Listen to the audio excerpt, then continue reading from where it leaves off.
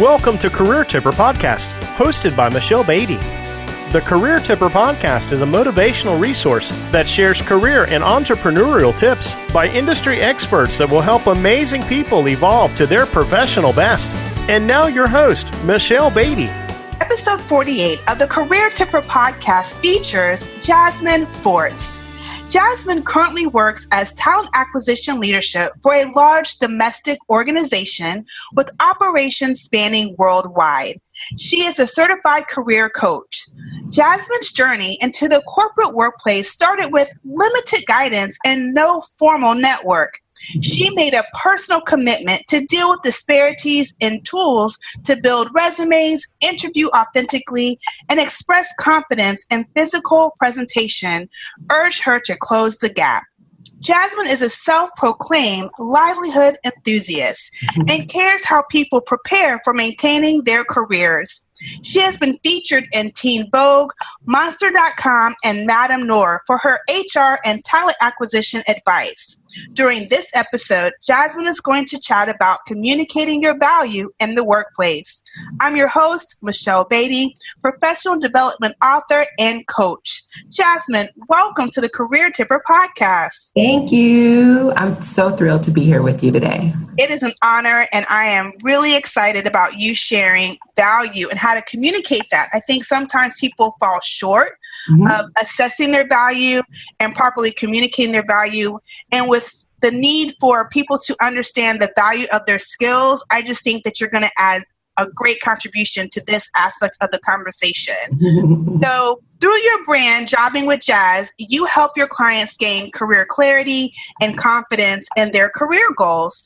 So please share how the outcomes of those efforts display themselves in the workplace. Yeah. So the outcome really, and this is just feedback from a lot of the ladies that I do assist, is it quiets the imposter syndrome that they may have been experiencing. And it also gives them an opportunity to know not only their strengths, but their weaknesses, right? Because both are basically the perfect mix of what your value is.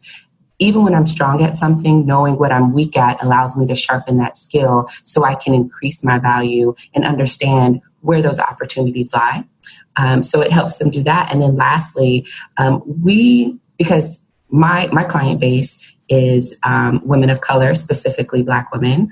I'm an expert at that because I am one, right? So understanding the emotional intelligence piece that a lot of us haven't uncovered yet. And need to. When we walk through some of that clarity, it really allows a lot of the ladies I work with to understand the importance of emotional intelligence and how it adds value to the workplace and communicating their value as well. I love it. Jasmin, what are foundational factors that you encourage professionals to use when assessing, defining, and understanding the value of their skills? Yeah, 3 things, really simple, First, being honesty. If you can't be honest with yourself about what you're doing and how you're doing it and who you're doing it for, then everything we do waking up in the morning is for nothing, okay? When I do, because in my 9-to-5, I am a director of talent acquisition and I lead a team of recruiters and other talent acquisition professionals. When you're in and you sit in some of those interviews and you're talking to professionals about what they do, and then you look at their resume and you're like, wait a second, honestly, you did that? Or, and at the fundamental part of it, most of us don't know how to communicate that, what we do and what we haven't done. And it's okay to say you haven't done some things. So honesty is the first thing. The second thing I would say is foundationally, I even use performance evaluations, present and past. It allows me to get a critique that is constructive.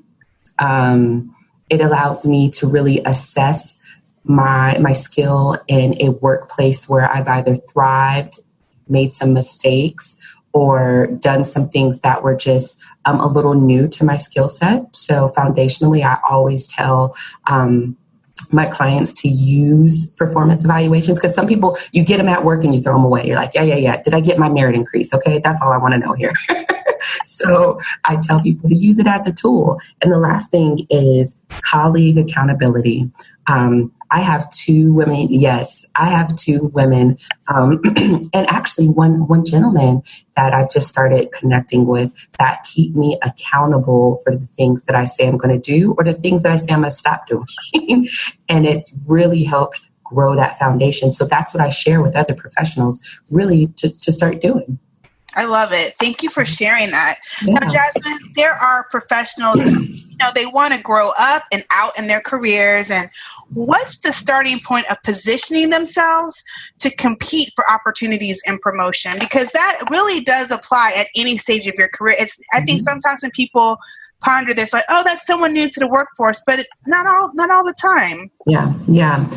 I think the key thing, right, in positioning yourself is, and you'll hear me talk about this a lot, is honoring the season of where you are in your current career. When we take into account where we currently are, we can build what we need to get to where we want to go. Right now it's such a like a rat race, or like everybody's looking to be the VP next month. And it's like, but when you get there, do you want to be demoted or fired because you don't know what the hell you're doing, right? So in the season of your life, understanding career-wise what I have done in this breadth of my career and how do I stack up against the professionals that are here. Next, where do I want to go and what skill sets do I need to get there? And that's where that whole knowing your strengths, knowing your weaknesses really comes into play. And when you understand that, you can start to strategize, maneuver, and navigate whatever that career landscape is for you to begin positioning for promotion and understanding the politics of promotion and moving in a way that's smart and not emotional while you're doing it. I think that is awesome. Now, what do you encourage professionals to keep in mind when communicating about their skills with other professionals at different levels in the workplace? Yeah, that's a great question. Again, that's a lot of it is that emotional intelligence, right? That self-awareness and some other things that come into place. But not everybody, I'm sorry, I hate to generalize, but a lot of people feel like they have to jump in a room and tell what they did. And there's like almost a chip on your shoulder, like, but I can do, and I can do. I just say, take a deep breath first, okay? Consider the setting. When we look around and we're like, okay, is it time to share? Is it time to communicate? Because you don't want to throw your pearls among swine, right? You don't need to tell everybody what you do right at that moment because you don't know who's in the room and really if they can accept what you're saying. That's me personally and how I believe. Second, when you consider the setting and who's around that table, you want to understand, why am I communicating this? Because everyone, when you get into any room, people are trying to figure out the mutual benefit. How is your skill set valuable to me and vice versa? So when we start taking the I did, let me tell you about me. When we start taking that out of the conversation and think about who we're communicating to in the setting, it makes much more sense and it helps us craft our communication in a way that is valuable to our audience. It's not just about I. And then next, why? Why am I communicating this? Those are the three things too. I like to put things down in digestible bite sizes because it helps us really grasp these concepts. So when you understand your setting, the why, and how you're communicating it, it really helps kind of craft that communication in a way that makes sense. I love those valuable shares on perspective because it really is, because you can hurt yourself sometimes. Unintentionally. Yeah, because again, probably like the last podcast was talking about with office politics, you really don't know who's cheerleading for you. You really don't know who's going to advocate for you. Wait and see truly what the conversation is in that room and then make your note. Okay, this is how I position my communication, or okay, this is what I need to share with this audience. Strategy. Love it. Thank you, Jasmin. Absolutely. Now, what approach and timing do you suggest professionals take when strategizing communication about their skills in different business environments and dialogues? Like you just kind of touched upon it, but I want to dig into the environment aspect of it. A lot of this comes into accountability, I believe. And if we say we're the professionals that we say we are, we portray ourselves to be, then market research should be nothing, right? So when we're talking about, communications in different business environments, in these different business environments, I need to understand the impact to the bottom line of my skill set. And I should be able to clearly articulate that in a way that allows those business environments to say, hey, yes, I want to align my organization with them, or you know what? No, not at this time. So when we begin to take ownership and we understand these business environments and these organizations in our industry, we understand where to line up our skill set and where we may not be so successful, or when the season doesn't allow for us to align our skill sets with those business environments. Thank you so much. That was a good one. Mm-hmm. Now, what are a few action items that you recommend professionals complete to increase their visibility to share their skills and expertise? Absolutely. You know what? It's so funny because every time I go to different networking events or just professional events, these are things that everyone talks about, but no one does them, right? So then after I give you all these tips, I'm going to add the point of do it because that's the key. That's the magic, right? The first one is understand and join industry-specific associations in your market. Look at the chapters that may be. I'm a member of SHRM. I'm not sure if everybody's familiar, but SHRM is the Society of Human Resources Professionals or membership. I'm also a member of NAAAHR, the National Association of African Americans in Human Resources. And I'm a member of ATAP, Association of Talent Acquisition Professionals. And so being a part of those three affinity groups, there's a million I can be a part of, but those three were the most I say beneficial to what I want to do and where my sweet spot is in my career. So understanding your sweet spot and your skill set and aligning that with industry-specific associations in your market is definitely one thing I would do. The second is internally, see if there are any affinity groups that your organization has that you can join.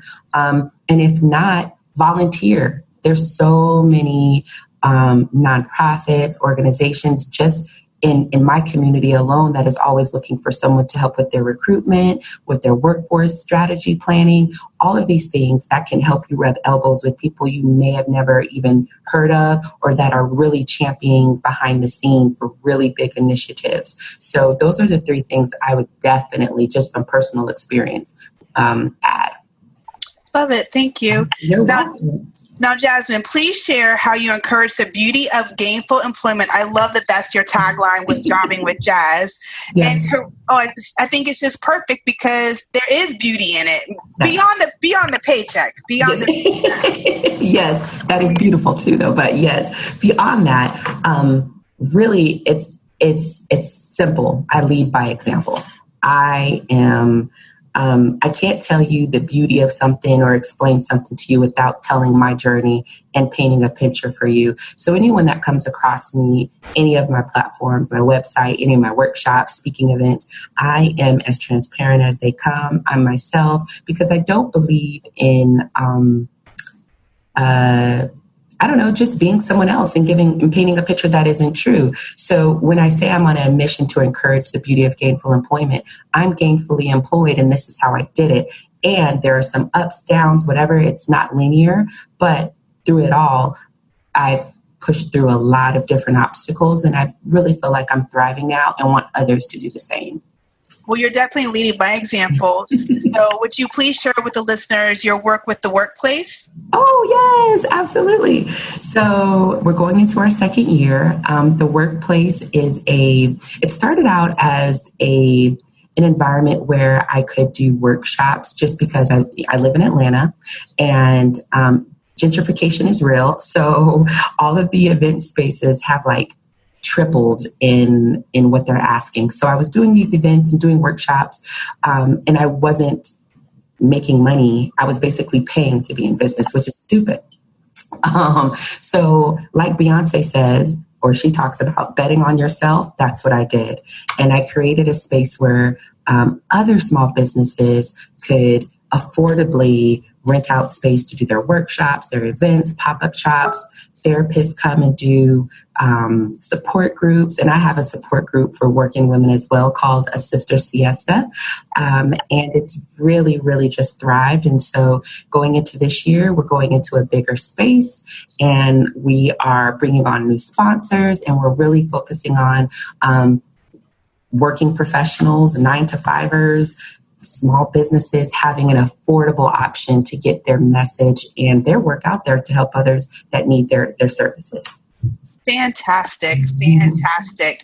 Now, Jasmin, I would describe you as confident and a transparent leader. Like, you are very transparent, and you teach others to reflect, as you've been sharing throughout the interview, and be honest about the outcomes of their career choices.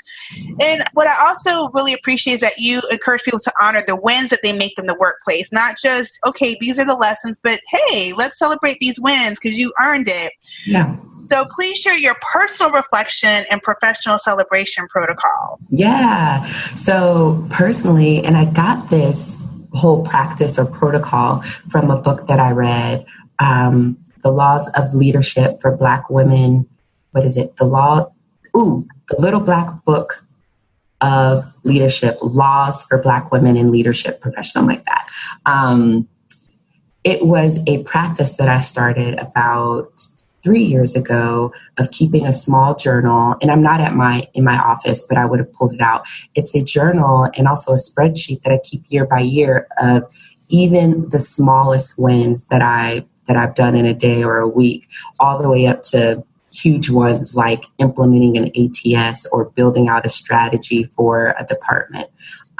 When you look back on those things, even from like 2014, and I'm like, oh my God, I did that. Yeah, girl, you did that, and it reminds you, it quantifies your skill. It makes it real, because it's not these cliche statements of, I am a clear communicator. I'm a confident professional. Tell me how. Measure that for me. What are the building blocks that you took to get there? And so when you see that, heck yeah, you celebrate. You're like, I have the potential. Not only if I had the talent to do that, I have the potential to do it on a grander scale if I need to. And I can always call back my notes on that. And so keeping that small journal at my desk helps me look back and celebrate, but it also reminds me on Friday to get a margarita too as a celebration. If I need to. Look. Celebration comes in all forms. All forms. All forms. Now, Jasmin, please finish these sentences. Yes. A strong, productive mindset is a major key to impacting change. Your favorite snack is cured olives from the Whole Foods Olive Bar. Ooh, that sounds yummy. Yeah, it's my favorite. The time snatcher you aim to avoid most. Watching Funky Dineva videos on YouTube. And your hype song is Queen by Janelle Monáe and Erykah Badu. Love it. Now, I totally appreciate you being a guest on the Career Tipper podcast. And our signature ending is everyone shares their favorite affirmation or quote that keeps them creating career tipping moments. So what's yours, Jasmin? Mine is one by Lena Horne, where it's always be smarter than the people that hire you. Touche. That's a good one. Now, please share with the listeners how they can get in touch with you.